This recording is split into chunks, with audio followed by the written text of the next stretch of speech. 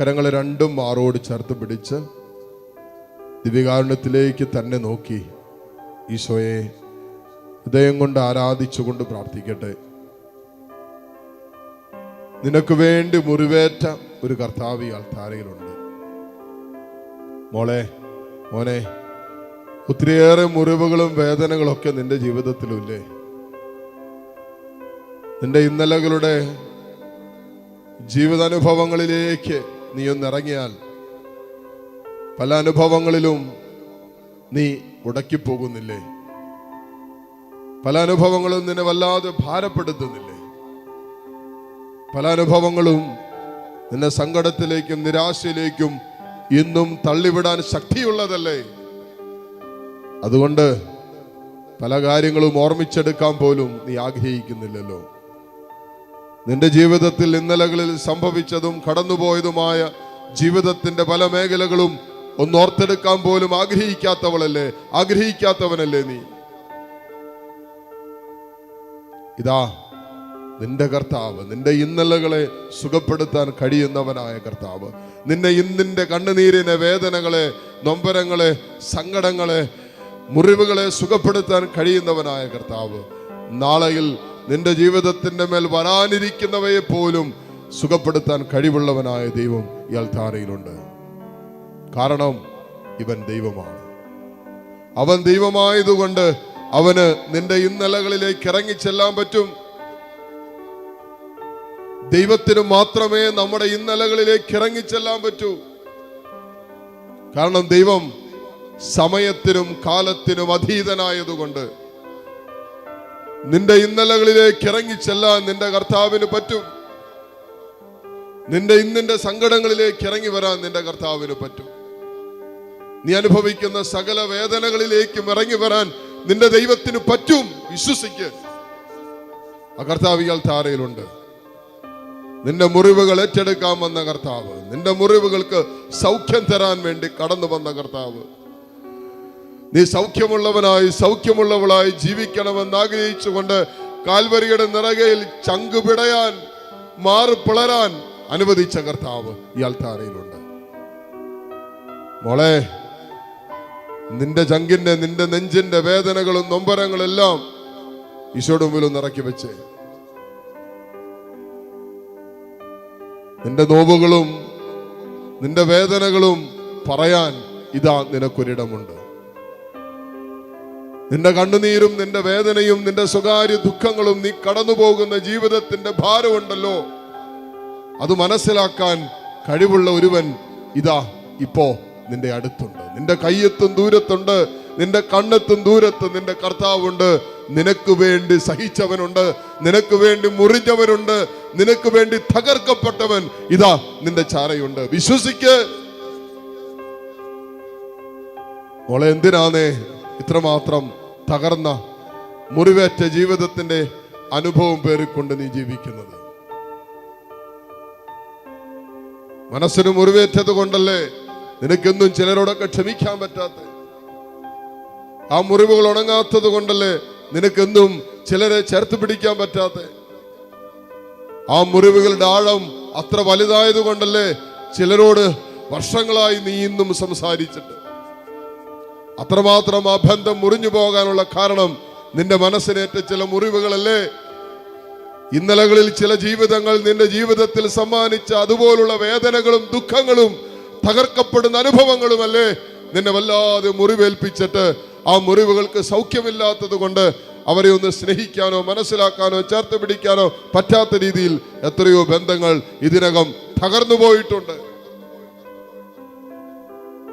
മോളെ, കർത്താവ് മുറിയപ്പെട്ടു. നിന്റെ വേദനകള്, നിന്റെ സങ്കടങ്ങള്, നിന്റെ കണ്ണുനീര് അവൻ ഏറ്റെടുത്തതാണ്.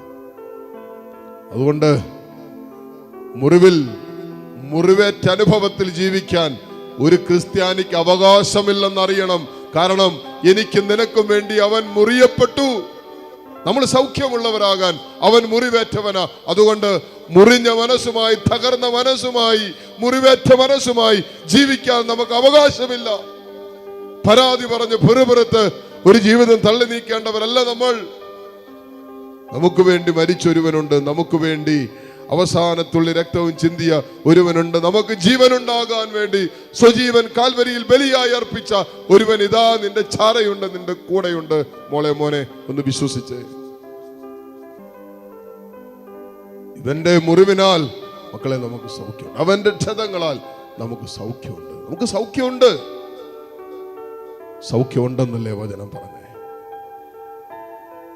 സൗഖ്യമുണ്ടെന്നല്ലേ വചനം പറഞ്ഞു? വിശ്വസിക്കുക, വചനത്തിൽ വിശ്വസിക്കുക. അവന്റെ ക്ഷതങ്ങളാൽ, അവന്റെ ശരീരത്തിൽ ഏറ്റെടുത്ത ഓരോ അടിപ്പിണരിനാലും എനിക്ക് നിനക്കും സൗഖ്യമുണ്ട്. മോളെ മോനെ നമുക്ക് സൗഖ്യമുണ്ട്. കരങ്ങൾ തുറന്ന് ഈശോയിലേക്ക് നീട്ടിപ്പിടിക്കാം. നിനക്കുമില്ലേ ഒരുപാട് മുറിവുകള്, ഒരുപാട് മുറിവേറ്റ അനുഭവങ്ങള് ഈശോയോട് പറയാൻ, പങ്കുവയ്ക്കാൻ. രക്ഷ നീ ഉള്ളുകൊണ്ട് പറയുന്നുണ്ടാവും, കർത്താവേ എന്റെ അത്രയും തകർക്കപ്പെട്ടതായിട്ട് ആരാ ഉള്ളേ? എന്റെ അത്രയും മുറിവേറ്റതായിട്ട് ആരാ ഉള്ളേ? ഇതുപോലെ ഒറ്റപ്പെട്ട ജീവിതം എവിടെയുള്ളേ? ഇതുപോലെ മനസ്സിലാക്കപ്പെടാതെ ജീവിതത്തിന്റെ ഒരു ആയുഷ്കാലം മുഴുവനും സ്വന്തം ജീവിത പങ്കാളിയോടൊപ്പം ജീവിക്കേണ്ടി വരുന്നതിന്റെ ഭാരം ആർക്ക് പറഞ്ഞാൽ മനസ്സിലാകുമെന്ന് ഉള്ളുകൊണ്ട് എത്രയോ വട്ടം നീ ചിന്തിച്ചിട്ടുണ്ട്.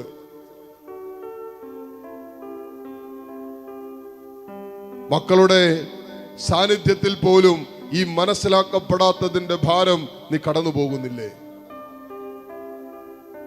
കൂടെയുള്ളവരൊക്കെ നിന്നെ മാറ്റി നിർത്തിയ ജീവിതത്തിന്റെ വേദനകളും മുറിവുകളൊക്കെ നിന്റെ മനസ്സിലില്ലേ?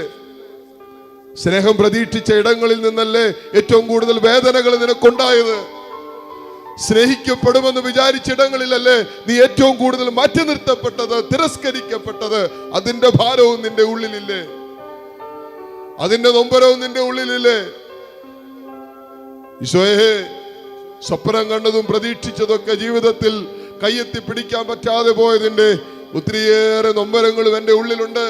പരാജയപ്പെട്ടതിന്റെ വേദനയുണ്ട്.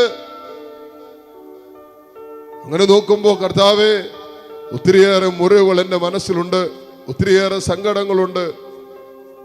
സുഖപ്പെടുത്താൻ പറ ഈശോയോട്. ഈശോയോട് സുഖപ്പെടുത്താൻ പറ.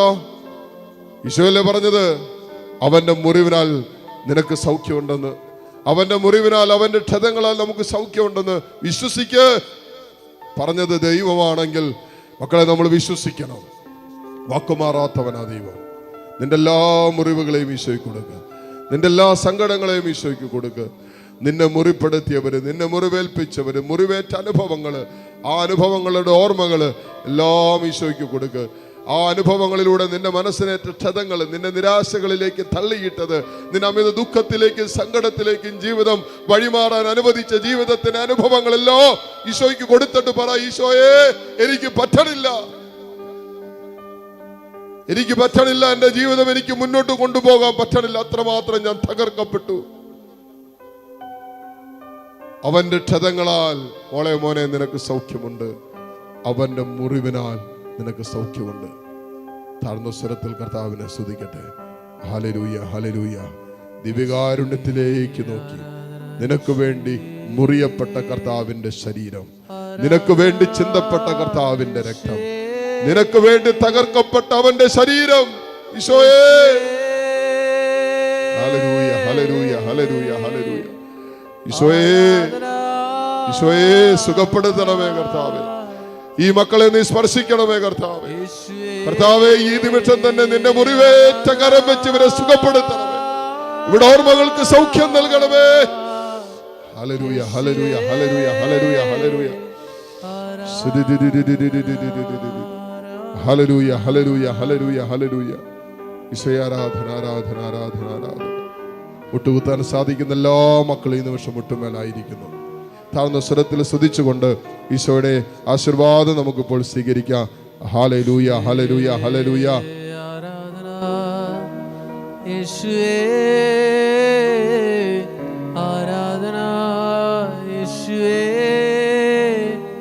ആരാധന, യേശുവേ